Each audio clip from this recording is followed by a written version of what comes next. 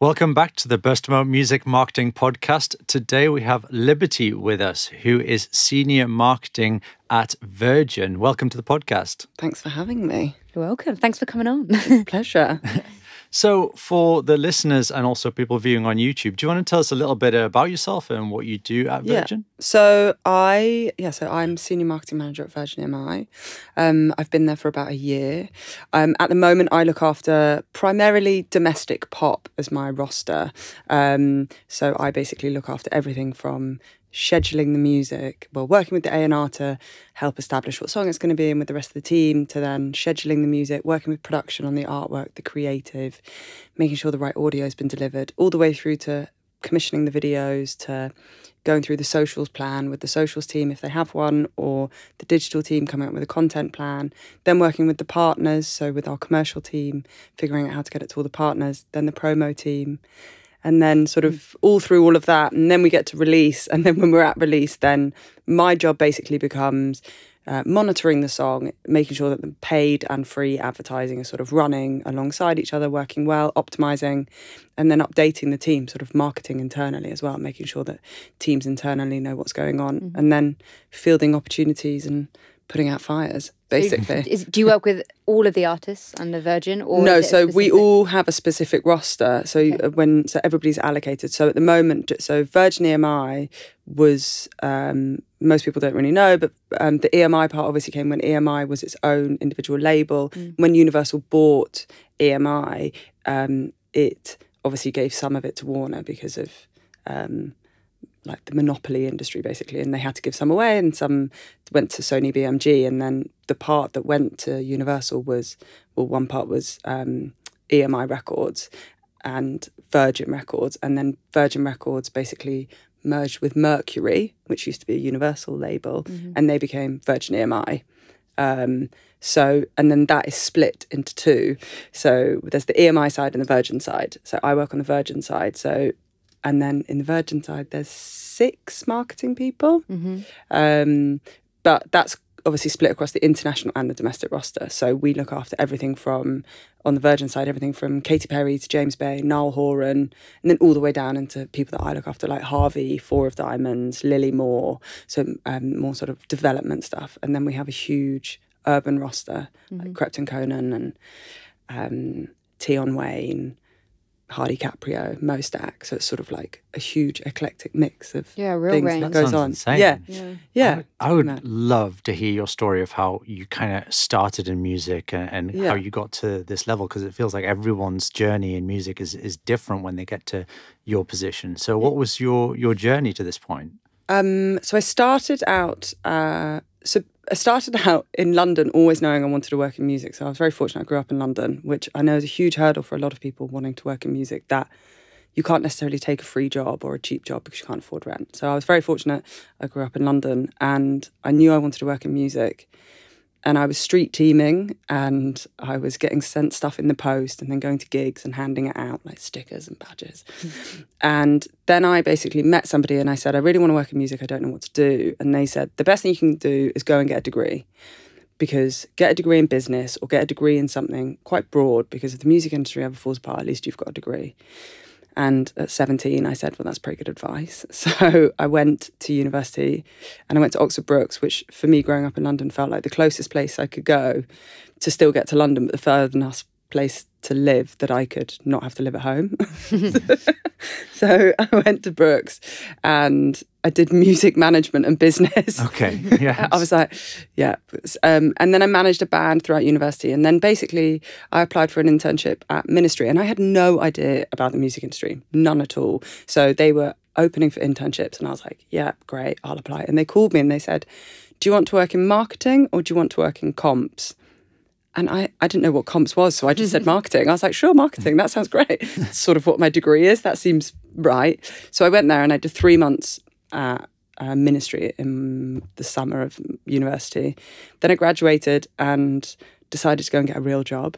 and went and worked in property for about 4 weeks and then just called in sick one day and was like, never coming back. Not coming back. And then the girl that I'd worked with at Ministry had got a job at Sony, and she called me and she said, our assistant's just left, would you like to come? They were like, it's basically no money, it's just expenses, but do you want the job? And I was like, yeah, cool, I'll do it.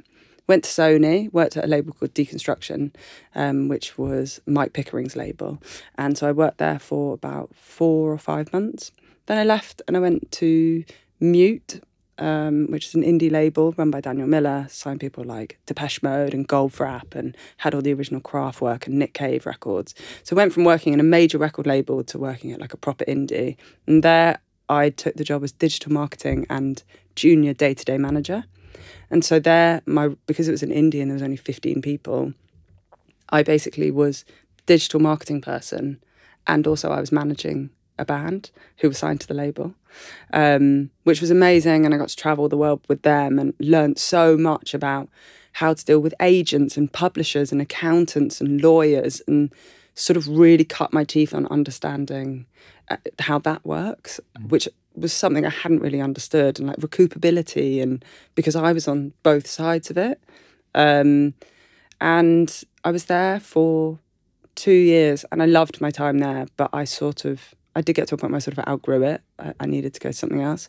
So I went to Atlantic Records and I started out in digital department, and I did digital for people like Rudimental and Paolo Nutini, and nice. That was amazing, and I loved that, and did that for about 2 years, and then moved into the marketing department because they wanted digital people to move into marketing. That was something they wanted. They wanted people who understood the digital infrastructure to be marketing people, because at the time it had obviously been all traditional marketeers, outdoor and TV and radio, and people who didn't really understand sort of how to grow an audience at the same time. It was sort of like, well, you sell to a supermarket, you sell to HMV, you sell to Amazon, sort of that, physical was still prime, or iTunes, whereas it was sort of like this new world was developing. So I did that, and then I sort of decided to take a bit of a break, and said that I wanted to take some time out, and was very fortunately offered a job at Warner Music Australia. They'd heard that I was going to come to Australia for a hot minute, and then said, would I like a job there? And I thought, well, sure. So off we went to Australia, where we were going to go for 6 months to a year. And I got there and it was amazing. And I'd say to anyone who can work in another country and understand how the industry works in another country, will just teach you more about how the industry works in your own country. Even if you could go and do it for 3 weeks or 4 weeks, learning radio in another country and advertising and how social networks work in different countries is even so interesting, and how Spotify was only 5 years old there, but then here Spotify was 15 years old. So everyone's approach to Spotify there was still, it was very soft, and it was sort of like there were the homegrown playlists, and they were very much homegrown artists because Spotify were establishing themselves, whereas here obviously even our UK playlists are 50-70% US artists or international artists. So I was there, I worked on some amazing campaigns. I worked on the Ed Sheeran Divide campaign, so I was the marketing on that. I did Panic at the Disco, 21 Pilots, All Time Low, Rita Ora, Lily Allen, Liam Gallagher. It was amazing. Worked on all these huge artists, had a great time. But then it was time to come back to London. Yeah. All good things must come to an end. And came back and was really fortunate, and just right place at the right time. The HR woman who had hired me at Warner was now at Universal, rang me up, heard that I was back, and met the two guys who sort of run the label here, and sort of, yeah. And then here I am. Literally went to all of them. Yeah. Literally toured them all. I've done all the majors. Yeah. Are they all different in the way they operate? Yeah, very. And they're all very different in terms of what they seem to deem important in success, I suppose. They all have different success measures. Like obviously for some labels it's for all labels it's market share, but within Universal, it's sort of which label has the greatest market share, which is amazing, because I'm very fortunate I work for Virgin EMI, which is for 6 years the most successful label. But then, when you're at somewhere like Warner, it's more about the analytical and the sort of like the numbers game, and sort of like how, and the chart and the percentages of each record and how that works. And then, I mean, Sony, I was there for such a short amount of time, but in my experience, it was much more sort of like a radio and promo game. So it was much more sort of like, but I mean, that may have changed now. A lot of pressure with this always looking at the numbers, because is it always kind of fingers point at the marketing team, or are there kind of others in the team that are working and can sort of be not fingers pointed at, but the ones that are sort of taking control of those areas as well? I think it's definitely, it's like our commercial team are, they are often the smartest people in the room. They are so good at analysing data and so good at sort of seeing where your streams come from and figuring out how to better your track. So if it's 50 in a playlist, how do you get it to 20? And the incremental change that could have week on week just at your song. Obviously the marketing department, it is huge. A lot of the responsibility, I wouldn't say responsibility, but a lot of the sort of like accountability is on us, because we're sort of the ones, if we're spending and then there's no return, well, it's like, we're sort of like, somebody has to be, at that. But we hope that I hope, because it's the way that I like to work, but I hope that it's more of like a team thing, like the ad agency would take some responsibility, and the content team, whoever came up with the creative, and the marketing team. But obviously, you can't help but feel, as the marketing person who's sort of relayed the timeline to management and the artist and internally, and you sort of like done this whole thing, you can't help but go home and be like, what could I have done differently? But then you learn from it and you sort of like adapt, I suppose. Your job must have changed so much over these years, because, so when did you first start interning at Ministry? Ministry was 2009, summer things 2009. Have changed so much. Have you seen that your role is just constantly having to adapt, because there are so many new platforms, so many new ways for artists to develop? You must have to constantly just be on the ball with things. I think the biggest change has been, and definitely for development artists, and now only working on development artists, having gone from working those hugely established artists to now working on only development artists, really, it's the main thing that I've noticed is how often the chart rules change, and how hard it is for people to sort of permeate into the chart if you're a development artist. The YouTube rules just change, where now the first 24 hours, if you've spent on it, then it doesn't count towards your first 24-hour views. Nice. Oh, I didn't know that. So you can now not say, I had 1 million views in my first 24 hours. Right. If you've spent on it, all of your spent views will come out. So it basically... Okay. In the first 20... So you spend on ads. The first 24 hours don't count on the view count? On any sport views. Yeah. Yeah. Okay. So they don't count now. So if you said, like, there was an artist who said, it was an Indian artist, and they said, I broke the 24-hour record, and YouTube were like, but it was 75% bought views. Yeah. So you did, in theory, sure, but it's like running a marathon and then having a car half the way, right? Yeah. You didn't really win the marathon. Yeah. So that's changed, obviously. And then when the OCC chart rules have changed so much that somebody understands them, and I sort of understand them, but they change so often I don't really know, where now a song that enters the chart for the first 6 weeks is at a standard chart ratio. So it's at 100 to 1. So 100 singles bought is one in real life. Yeah. Then as you go through, and if you start declining, you go into decelerated ratio, which means essentially you go to 200 to 1. Okay.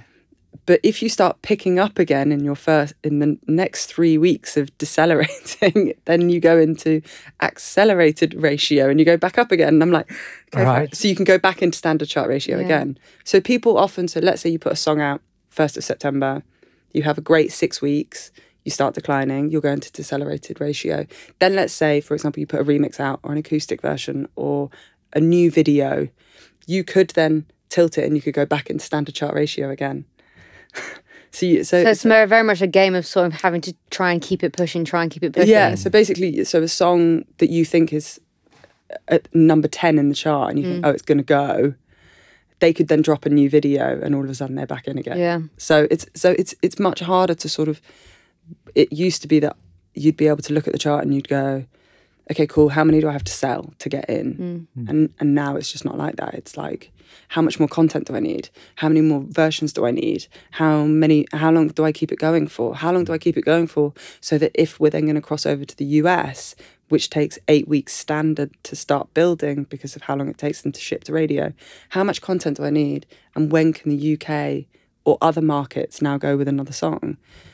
The more west you go, the quicker people burn through singles, the more content they consume. You know, people like Asia, the amount of content they consume is insane. So yeah, that's kind of changed. It used to just be, you'd send a single to radio week 1, you'd put an iTunes single pre-order up or a CD single pre-order.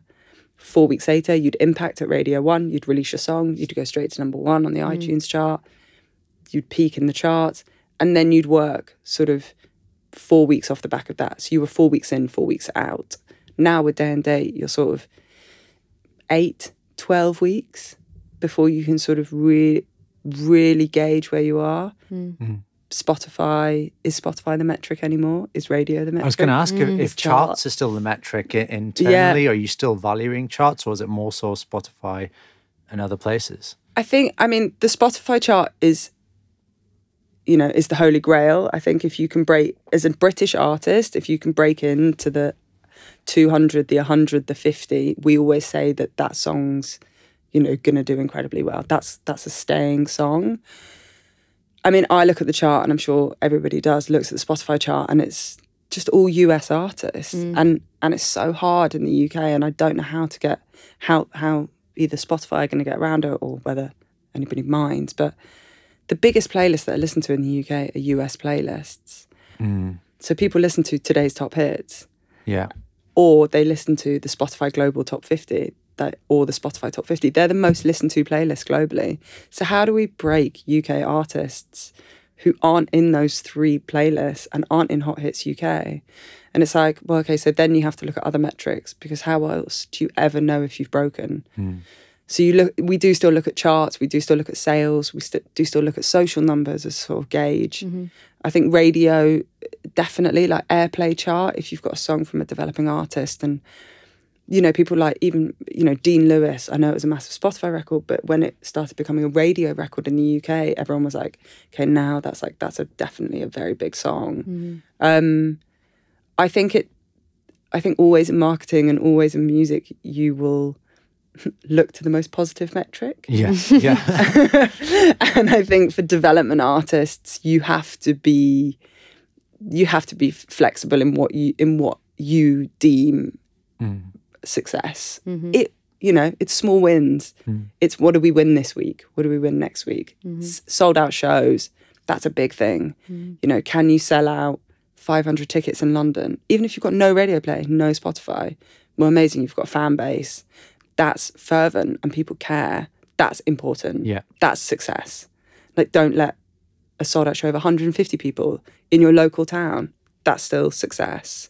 To be able to say that is better than saying, oh, well, I don't know what to do today because I'm sat at home and I put this song on Spotify 6 weeks ago and nothing's happened. Yeah.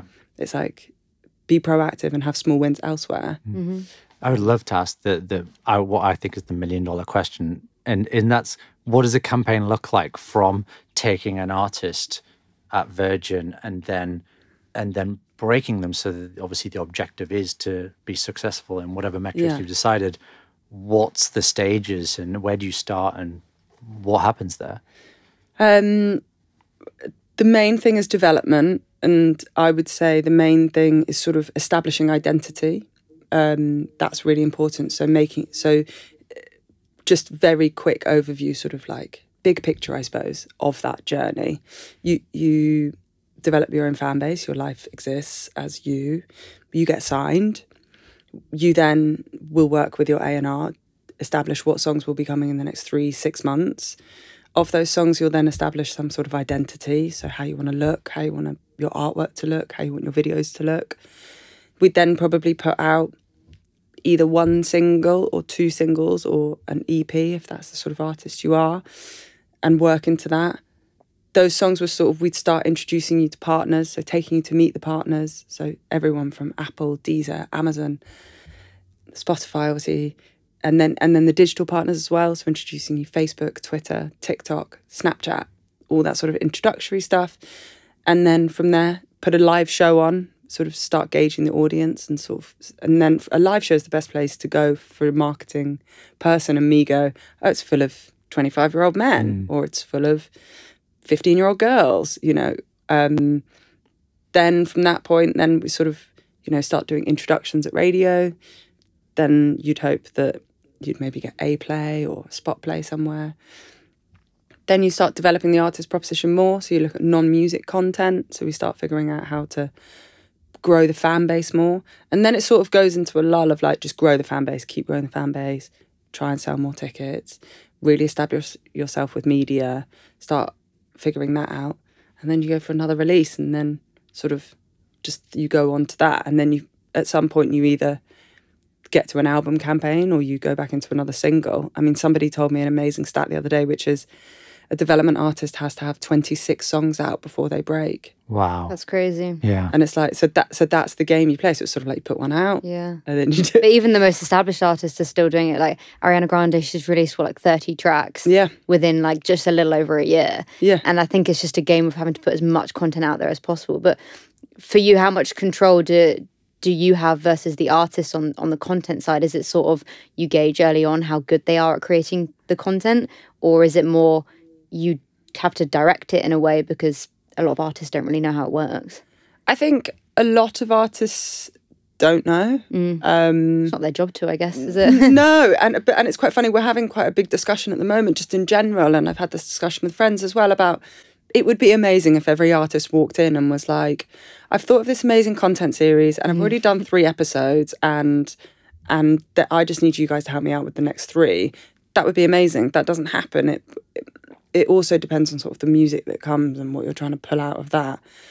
In terms of control, I definitely hope that I work quite collaboratively with my artists. I like to sit with them for quite an extended period of time and sort of get everything in their brain out. And I have the most enormous notes in my phone where I just write down everything they're saying, and then I sort of go away and try and compile it into a marketing plan or a content plan. And the content guys that I work with now, like, they're incredibly talented, and they'll also sit with the artist and try and bring their vision to life. If the artists don't have a vision, we have great digital marketing people. But I think, for people who don't have access to a major label necessarily, I think it's always good to sort of have friends, or just be really aware, and or just have like ideas, or just be involved in other people's content initially. Yeah, I mean, to start with, there was obviously Lewis Capaldi did it himself to begin with. I mean, I know his name is a bit of a buzzword at the moment, isn't it? But to begin with, everything was so authentic, everything was so real, and I mean, he's very much stuck to that now. And I think he's taught a lot of artists that content can actually blow an artist up. I think that's what has made him so successful today. And that was definitely by the help of the people around him to bring out that personality in him.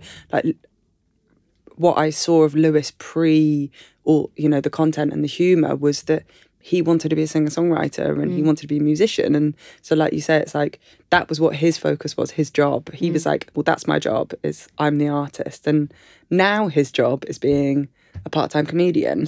But in the most wonderful way. But it's like, it's such a difficult thing I'm still having that conversation with artists now, development artists, being like, what do you want your non-music content to be? And they go, well, I was thinking, I could do a cover. And I'm like, yeah, but like outside of that, I'm not talking about like outside of your promo videos. I'm saying like, and it is quite difficult, I think, for people to sort of think, what's interesting about my life that would be interesting to someone else? And how do I not become a YouTuber? Yeah. And it's fine line. How do I not become a content creator full time, basically? Yeah. So we are, so to answer your question, we are very involved, and we have some control.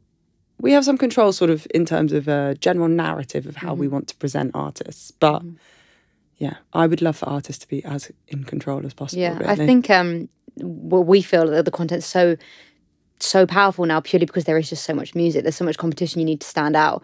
Do you feel that having this narrative was always a thing, but now because content's so in your face and you need to have this online presence, that people are starting to have like this negative stigma attached to it? So a lot of artists say to us that it should always be about the music. We don't want to have this narrative, but there sort of was always this narrative. It just wasn't portrayed through social media. Yeah. Do you find that's the case? I definitely agree with that. I mean, nobody ever looks back at someone like the Spice Girls and doesn't remember that they all had a character. Yeah. True. Yeah. They all had a character and we all played into that. Take that. Everybody played into the fact that Robbie Williams was the party guy. And all of, Oasis, everyone played into the feud. You can never say that there was ever, I mean, I'm sure someone will now tell me there is. But, it's sort of like there's, even Queen, there was the Freddie Mercury had the narrative. And even on stage, he portrayed the narrative. It's like, yes, I think it's much harder for people now to cut through with what sort of their narrative may be, because I think also there are so many content creators who are competing in that space. So if you're a musician who really cares about the environment, will you have probably 500 people who just care about the environment and will make content about the environment perhaps better than you, maybe, because they have the time to just focus on that. But it's really hard. I do think there's a really bad stigma attached to the word content. Yeah. I do. I think it is hard for artists to understand how to sort of create the worlds around them, but I think it's completely necessary. If you look at artists who are incredibly successful, they've created a world, regardless of whatever that world may be. Whether you're looking at someone like Katy Perry, who takes it to the extreme and creates Teenage Dream, or whether you look at someone like Lewis, who's created the world of just being funny or humour. That's his world. But you buy into both equally. And if, the music obviously has to be phenomenal to be able to cross that parapet. But yeah, it's hard. It's hard to explain to development artists, like, you have to do it. Because So you think it's needed that an artist can't really break without that, do you think? Just not having that audience there? I think so. I think that having content is really important, even if it's musical content. Even if that's if that's how you really see yourself, and that's the world you want to create, then let that be the world you create. If it's that for every song you release the acoustic version, just the guitar version. So just on YouTube, you're just playing the guitar, or you're just playing the piano, or you're reading through the lyrics, or you're doing a track chat, or you're in the studio showing how you made the song, or you're playing it with a friend, or you're doing, or you've remixed it yourself. That's 8 pieces of content for one song that still build a world around you. Oh, they're the musician, James Blake. He's the producer musician, so I think it's integral.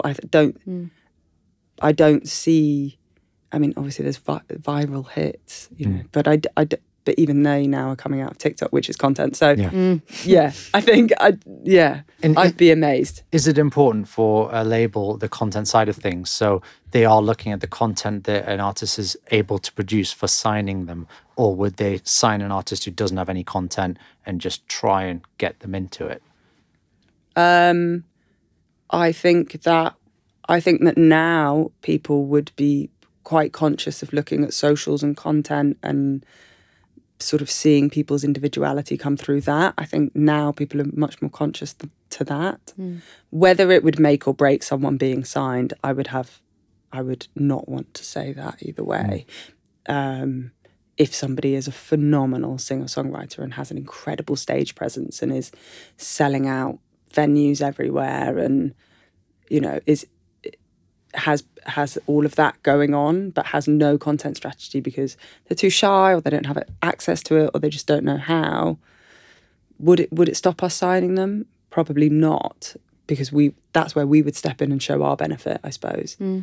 So yeah, we've always got to try and give back to them as well. We don't want it to be we sign you in now, you're still on your own. We want to show that we can add to that. Yeah, I mean, you mentioned TikTok earlier. It's a big one at the moment. I mean, most probably because of Little Nas X. Everyone believes that they can be the next one. How are you finding it beneficial to the artists at Virgin? Are you using it quite a bit, or is it something that's happened pretty naturally for a lot of the artists? It's definitely, some of our artists love it, supernatural to it, really Younger enjoy artists, maybe? Yeah, and also we've got some Indian artists or Indian heritage artists. They love it. Yeah, it's huge. It's huge there, isn't it? They've got, so they really engage with it. They've made friends with other people on it. You know, people who aren't musical TikTokers. They have, you know, really loved it. I mean, you know, as I mentioned, I look after Harvey, and Harvey's been associated to TikTok, you know, and he's very good on the platform. He, you know, he is a musician first and foremost, and so it's, yeah, I mean, it's an interesting balance, because for someone like him, like, he's got an incredible following there, and so it's how do we relay the music content back to TikTok, and how do we keep that going? And then for other artists who don't have a following there, we want them to do all of the novelty stuff on there, because we want them to sort of be engaged with it. Apparently TikTok are bringing out an A&R tool. Yeah, I think we heard that at the Music Tech conference. Yeah, well, a lot of them are saying that a lot of the labels are literally going through TikTok, finding someone that's just about to blow up and then signing them. Yeah. Which was fascinating to us, because even that's if someone they that didn't have music. Yeah. So TikTok is mad. I mean, it's developing at such a fast rate. I mean, isn't it the fastest growing app in the last year or something? Yeah, I mean, it's insane. But it'll be interesting sort of to see how it develops. I think it's important for, I have a rule where I think it's very important for all artists to have visibility on all platforms, whether you have no followers, whether you don't follow anyone, but if you engage with it every now and again, I just think it's important. I just think it's important to sort of, you never know. It was what I always think. You never know if you post something on TikTok one day that's you messing around, and all of a sudden that's where people find you. I just think, what's the harm in signing up to something if it's free and trying it out? Yeah. We always say that artists are very image conscious and they don't like putting things out, but if it doesn't get that reach, it doesn't go viral, then no one saw it anyway. So there's no risk really at all in putting something out that no one sees. And if it's good and it goes viral, then great. So that's kind of our view on it as well. Yeah, I agree with How do you feel about YouTube then? Because earlier you mentioned kind of, you obviously don't want to overlap into the vlogger style, because they are musicians first of all. But how do you feel about YouTube as a platform for artists? Obviously there's music videos, but do you think they should be using it as a platform to put out other pieces of content as well? I think definitely. I think YouTube is still amazing. Like, YouTube is still amazing. It's still the place where people go to find music. It's all based on the algorithm now. So people always say the more stuff you put on there, the more chances you've got of being seen. Exactly what you just said about if nobody sees it, well then what's the harm? But if people see it, well then great.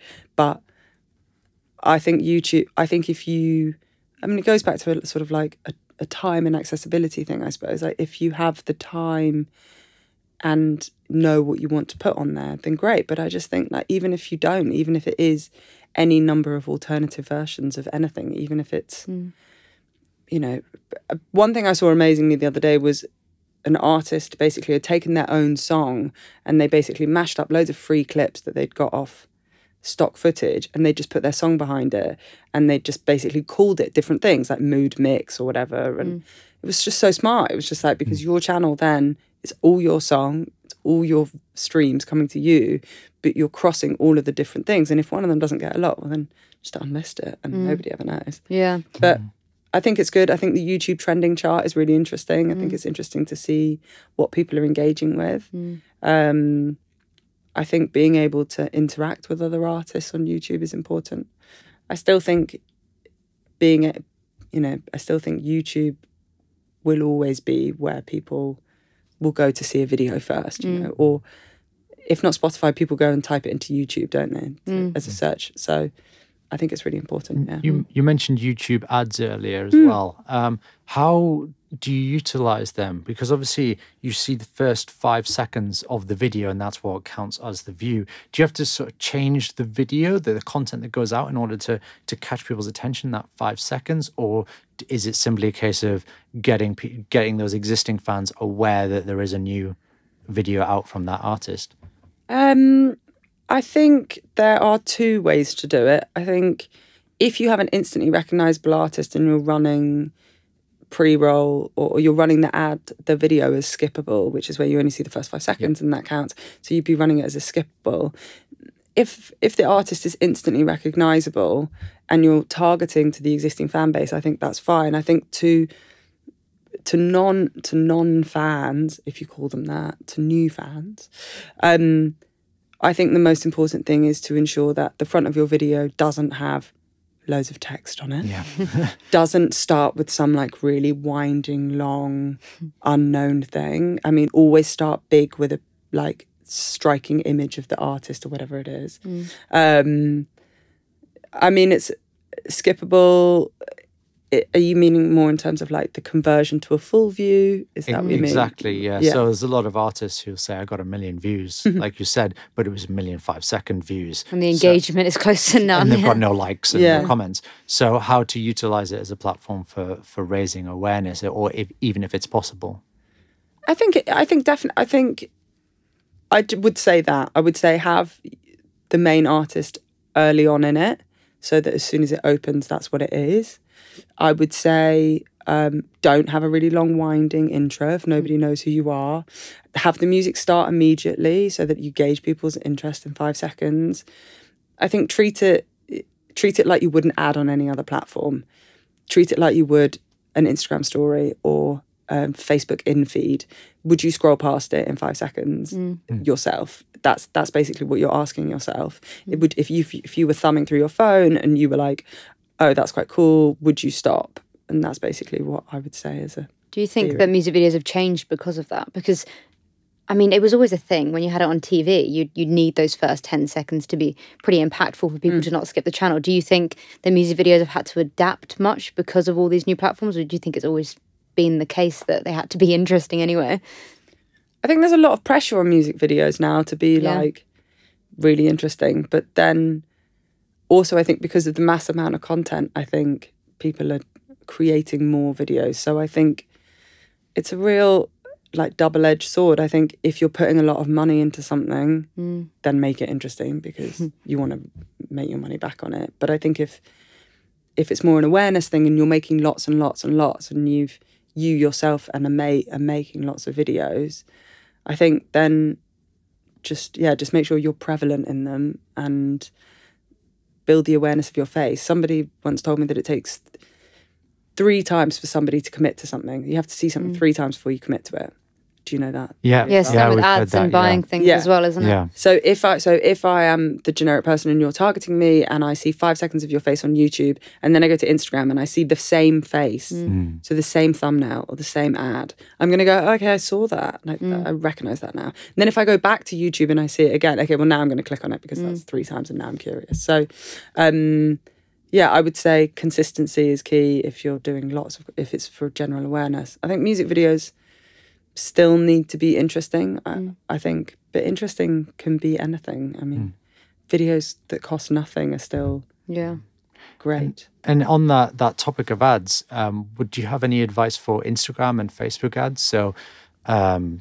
So getting engagement, and obviously we see a lot of artists who will run their music videos and ad and just lose a lot of money. Would you have any advice for Instagram and Facebook ads? Are you using it at Virgin? Yeah, use them all of the ads. I think it's, I'm speaking from experience because I now am working with development artists and it's very small budgets and my main thing is conversion. And I have conversations with our ad company where they're like, it's all about awareness. So don't worry if your cost per view is really low, your cost per click's really high. That's amazing to hear. They're like, it's all about the fact that many people have seen it. It's an awareness game. Yeah. It's not a click game. Yeah. And if you're getting click people, they're clicky people and they're just curious. Yeah. And what you're trying to do is you just want awareness, get remarketing, then you want clicky people.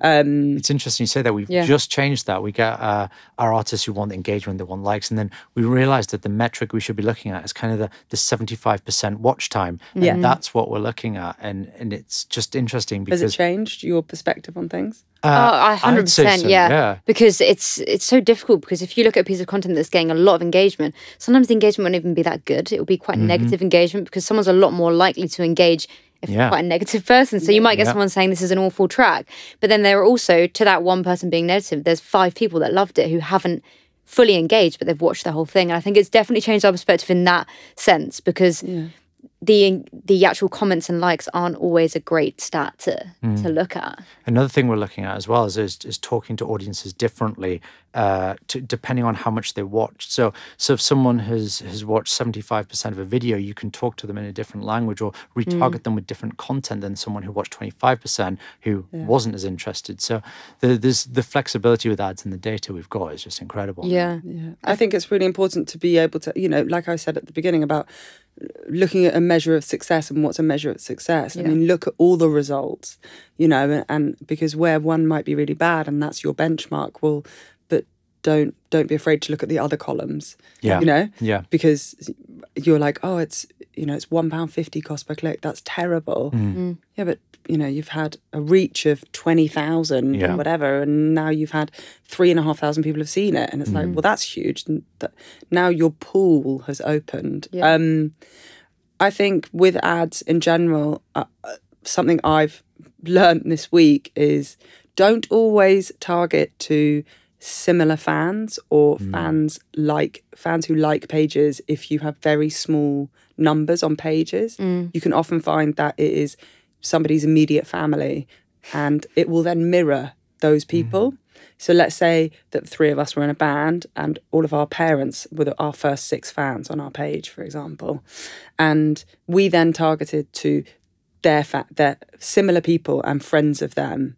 All of a sudden, even if we made music that was made for 12-year-olds, we're only targeting people to friends of fans. So just be careful when you're sort of like assuming that people who like your page are who you want them to be. Like, look at the demographics of your page, look at the demographics of your YouTube, look at your demographics of your Spotify before you take the assumption that, oh, well, I'll just target to, friends of fans and like fans, because you may be better just going broad to genre and save it. If you've got £250, if you go broad and you burn through it quicker on an awareness ratio, well, that's okay, because you may have driven new likes, which is broadening you out that way. So don't and I think also people who target, quite niche, like if you're targeting, I don't know, let's say you're an artist and you believe that you're like Oasis, and you're like, I don't really see myself as being like anyone else. That's it.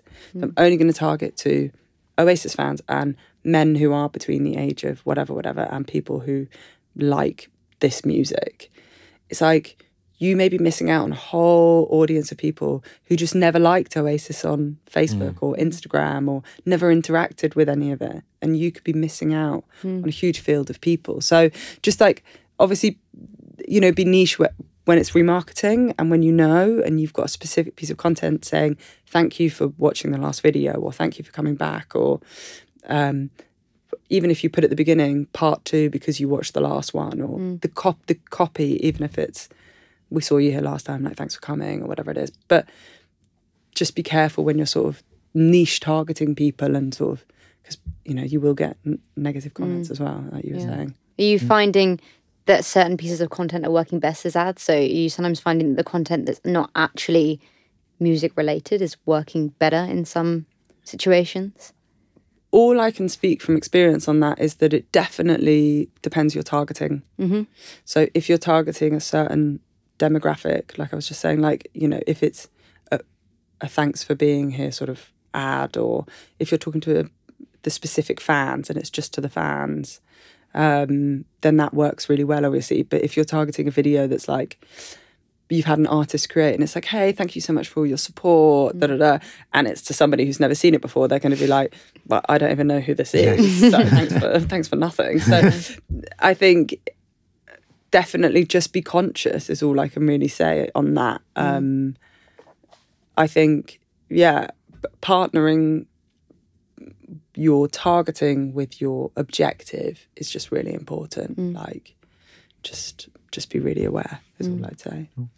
Did you have any more questions about socials? Because I was going to maybe move on to the more like traditional side. Yeah, I'm conscious of time as well. We've got. Oh yeah, how much longer have we got? About, I'd say 5 minutes. Okay. So I was either going to move on to the questions that you submitted.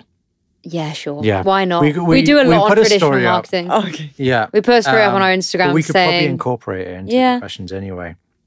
So the first question we have submitted to our Instagram was from Sphex, which is the best advice for starting out with little to no following for an artist.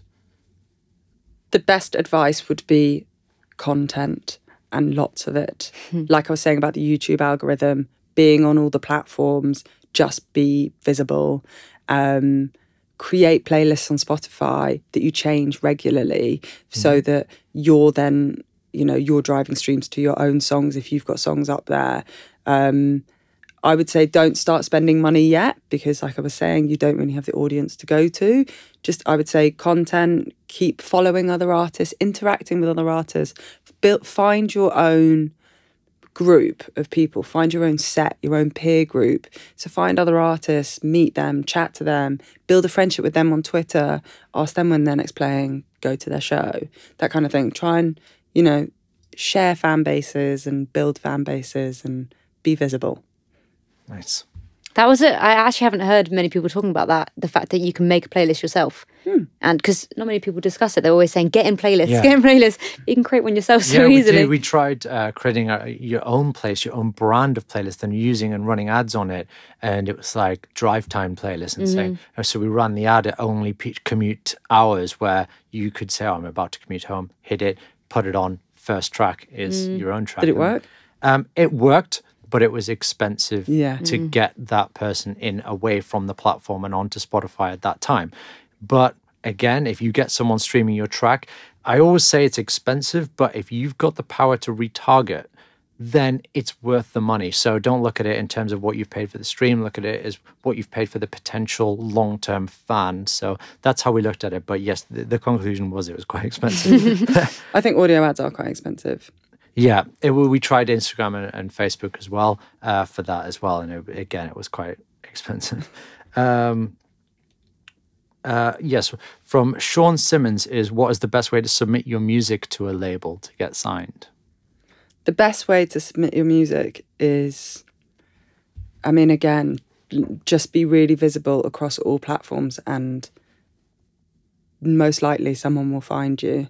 I would say, if you're someone who's playing a lot of gigs, you've got a couple of songs on Spotify, you have some songs on YouTube, you have some songs on TikTok, you're sort of being engaged with across the board, I would say there will be an A&R out there who's sifting through things. They will find it. Always try and send it to somebody in their inbox. There is the off chance that somebody will hear it. The other thing to do is, if you're a DJ or a producer or have the ability to do either of those things and you want to do a free remix for an artist, message the artist, tell them you want to do a free remix, especially development artists. I want to do a free remix. Like, are you guys up for it? They'll probably send it on to someone like me. I'd be like, give it a go. They'll send it back to me and we would say, yeah, it's probably maybe good enough to go on Spotify or our remix package. Like, worth a go if you can do that. Or even if you're, a session musician, part-time, but you want to be your own musician, message an artist and say you want to collab together. Remember that because artists are signed to major labels, it doesn't necessarily mean that they're not still trying to fight for visibility as well. So, yeah, just pair up with other artists, I think, and then... Yeah, I would say pair up with other artists and you'll get visibility within labels. That's a great way to do it. Secondly, just be visible on all platforms. And thirdly, don't be afraid of always sending that email to the general A&R inbox. Or if you found someone's email off LinkedIn or whatever, just go for it. You never know. Is it literally just email them cold with a nice message and if you find the right person, it works? Or do you have any advice? I think, honestly, the amount I've been sent music before and and I don't work in A&R, and I will often listen to it. But sometimes if the email's sort of like, I would go in the email, I would always say like, hi, my name is whatever, da, da, da, this is our group, singer, whatever, this is our song, SoundCloud link, we've got X number of followers across our socials, we're playing these shows, we've got this press, even if it's local press or whatever, like da, da, da, attached as a photo of us. Really look forward to hearing from you. Me as a person, I go, okay, cool, like they're selling this many tickets, they've got this many fans, and what do they look like? Cool, I'll have a listen to it. It's quite a fait accompli. Sending an email just being like, hi, please listen to my song.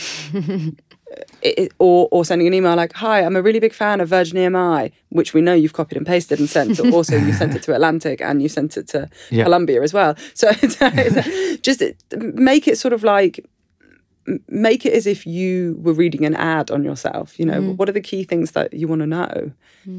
That's what I'd say. Cool. Do you want to talk about the traditional side of things to finish things up? Yeah.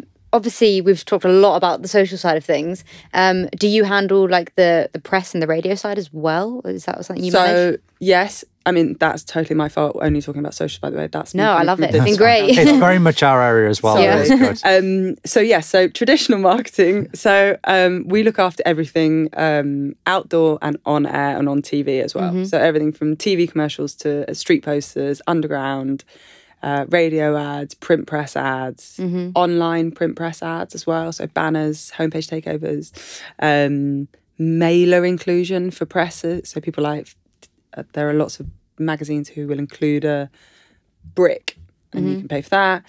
In-store, so even things like HMV or the indies like Banquet and stuff like that, we deal with all of that marketing as well. So yeah, everything. And what are your thoughts on kind of the traditional side? Because it's obviously changed a lot in the past.